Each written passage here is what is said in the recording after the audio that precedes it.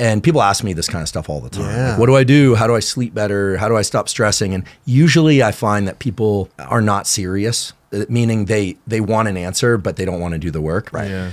So I was like, look, it's really simple. Can you not eat until 2 p.m.? I was like, yeah.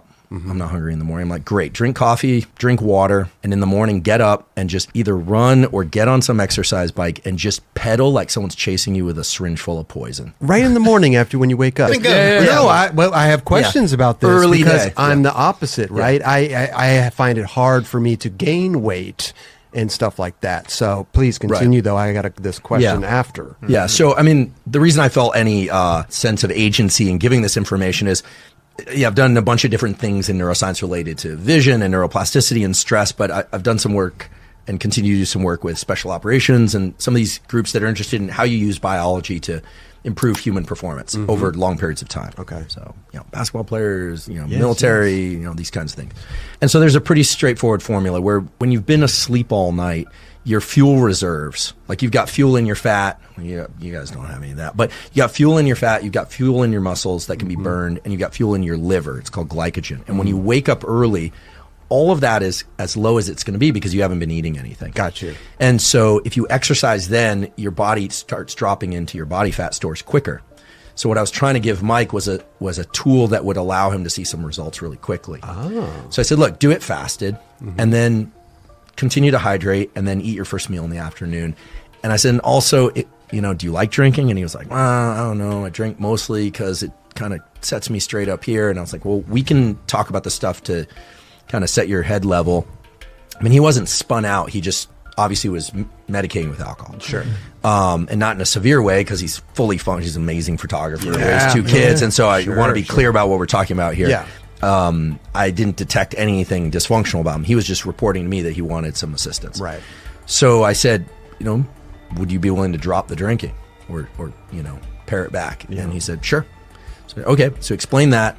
And I said, look, and here's my number. Just for the anxiety and stress management, I'll give you some breathing, some respiration tools that work really well that are not, woo mysticism. It's not, I'm not going to tell you to meditate 30 minutes a day, although that's a cool practice too. I'm going to give you some tools you can use in real time as you're working hard and dealing with whatever it is you're dealing with in life. Okay.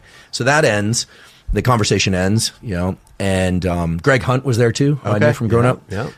Talked to Greg a little bit. And then a year later, Mike reaches out and says, hey man, thanks for all that stuff you gave me. I was like, oh, cool. And he's like, I lost 60 pounds and I haven't had a sip of alcohol since we talked last and feeling pretty good. Damn. And I was like, so how did you do it? He's like, well, I get on the bike and I pedal as hard as I can and like someone chasing me with a syringe full of poison. Sure. And, I was like, he remembered. And I was so impressed. Like very few people can just take the menu and just do it. Go. Right? Right. And maybe it's his Midwest upbringing.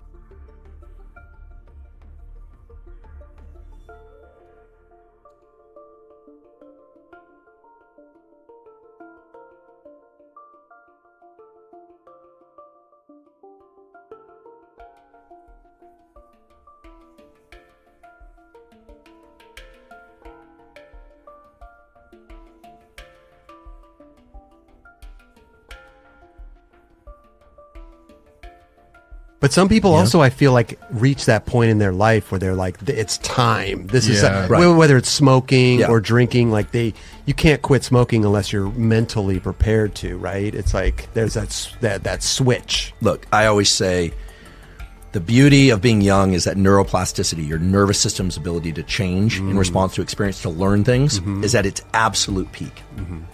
However, you don't have that much control over your life when you're young, right? Especially when you're really young. As you get older, it gets harder to change your nervous system, but you can do it. But the advantage you have is that you can direct exactly what changes you want to happen. And so there are 2 different ways to change your nervous system depending on whether or not you're younger or you're older. And it's not like the gate drops right at 25. It just tapers off. But Mike made the decision, and I always say, if somebody is an adult, you can't change their mind.